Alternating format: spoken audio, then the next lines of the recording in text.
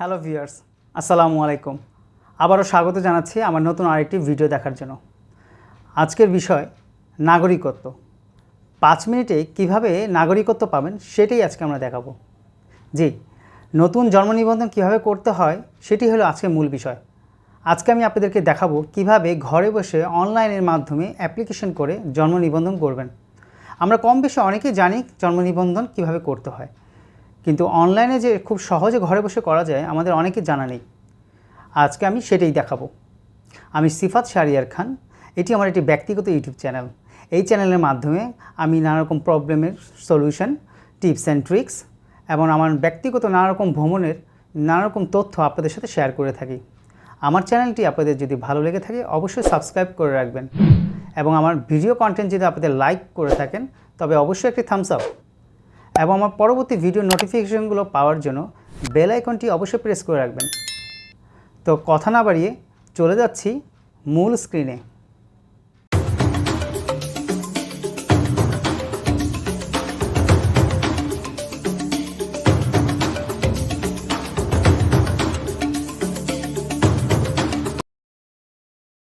কম্পিউটারের মূল স্ক্রিনে ব্রাউজার ওপেন করে নিচ্ছি।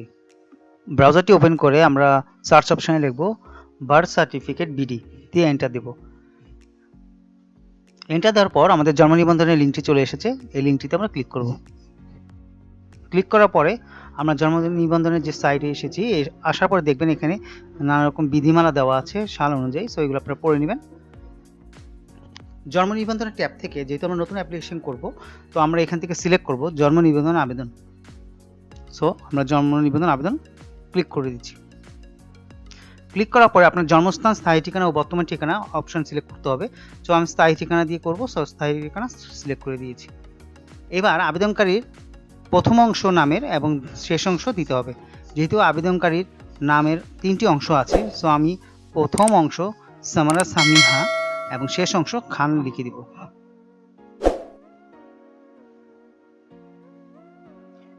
এভাবে পরবর্তী ইংলিশ নামের ক্ষেত্র সামারা সামিহা এবং শেষ অংশ খান লিখব।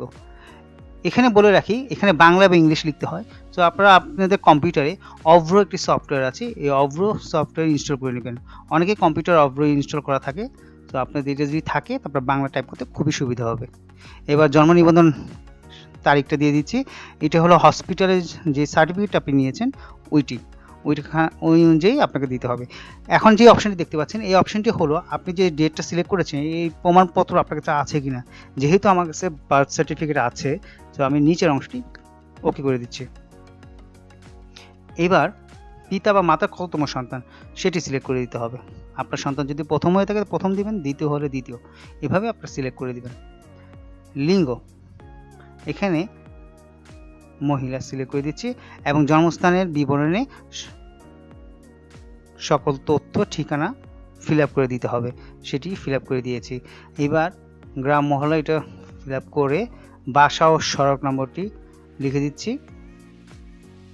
আপনারা খুব সতর্কর সাথে বাংলা লেখার সময় খেয়াল করবেন বানানগুলো ঠিক আছে কিনা, কারণ অনেক সময় দেখা যায় অভ্রতে লিখতে গেলে কিছু সংযুক্তি অক্ষর ভুল চলে আসে। সো এই ক্ষেত্রে একটু সতর্কতা অবলম্বন করবেন। ডান ঘরে আমরা এখন ইংলিশ চেঞ্জ করে ইংলিশে লিখে দেব ডাকঘর, জিগাতলা,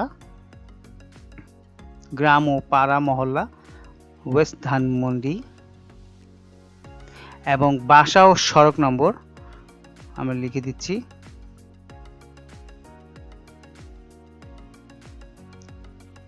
এই ক্ষেত্রে খেয়াল করবেন অবশ্যই ক্যাপস লক দিয়ে সকল তথ্য লিখবেন এবং ক্যাপস লক লেখাগুলো খুব সহজে পড়তে সুবিধা হয়। ঠিকানা আমাদের লেখা হয়ে গেছে। এবার আমরা একটু দেখে পরবর্তী অপশনে চলে যাচ্ছি। পরবর্তী অপশনে যাওয়ার জন্য আমরা পরবর্তী যে বাটনটি আছে ক্লিক করে দিচ্ছি। এবার দেখুন এখানে পিতামাতার বার্থ সার্টিফিকেট নাম্বার দিতে বলেছে। অনলাইনে বাবা মার দুজনেই বার্থ সার্টিফিকেট থাকা লাগে, কিন্তু গত মাসে জানা গেছে যে একটি নতুন সার্কুলার দেওয়া হয়েছে যে বাবা মার বর্তমানে বার্থ সার্টিফিকেট অনলাইনে নিবন্ধন না থাকলেও হবে। কিন্তু আপনারা যখন অ্যাপ্লাই করতে আসবেন তখন দেখবেন যে এখন পর্যন্ত এই অপশনটি রেখে দেওয়া হয়েছে। সো এখন পর্যন্ত আপনাকে এই বার্থ সার্টিফিকেট নাম্বার দিয়েই আবেদনটি করতে হবে। তো আমি মাতার বার্থ সার্টিফিকেট নাম্বার দিয়ে বাইরে ক্লিক করছি। বাইরে ক্লিক করে দেখবেন ওনার নাম এবং ইংলিশ নাম চলে এসেছে। এবার পরবর্তী অপশন চলে যাচ্ছে। এখান থেকে কোনোটি অপশন করে বর্তমান এবং স্থায়ী ঠিকানা সেম দিয়ে আমি পরবর্তী অপশানে চলে যাচ্ছি। এই অপশানে এসে অ্যাপ্লিকেশনটি যিনি করেছেন উনি যদি পিতা হয়ে থাকেন বা মাতা হয়ে থাকেন সেক্ষেত্রে পিতা বা মাতা সিলেক্ট করবেন, অথবা যদি অন্য কোনো অভিভাবক থেকে থাকেন তবে সেক্ষেত্রে অন্য অভিভাবক সিলেক্ট করে দিবেন।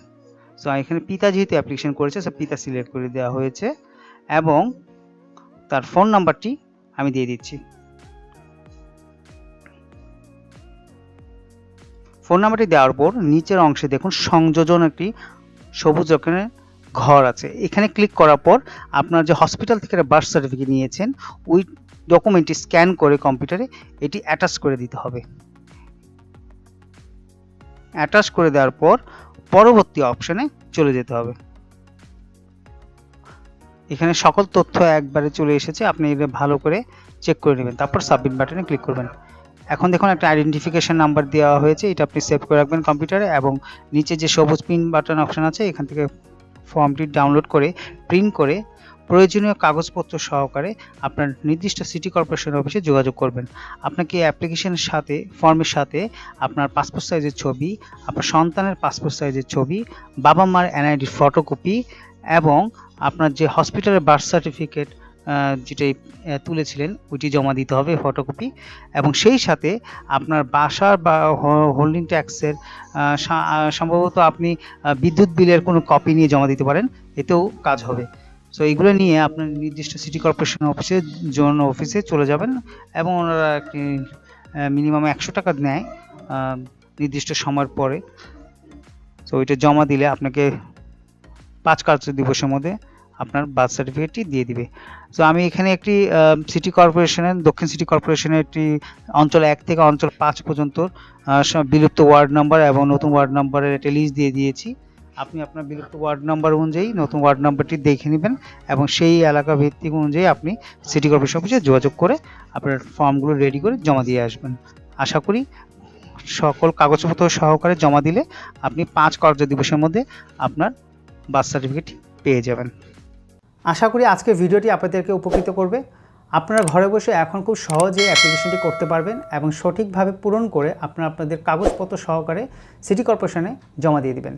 আশা করি 5 থেকে 7 কর্ম দিবসের মধ্যে আপনারা আপনাদের বার্থ সার্টিফিকেটটি হাতে পেয়ে যাবেন। আমার পরবর্তী ভিডিও থাকবে বার্থ সার্টিফিকেট কীভাবে সংশোধন করতে হয়, সেই ভিডিও দেখার আমন্ত্রণ জানিয়ে আজকের মতো এখানেই শেষ করছি। আপনারা সকলে সুস্থ থাকুন, ভালো থাকুন। আল্লাহ হাফেজ।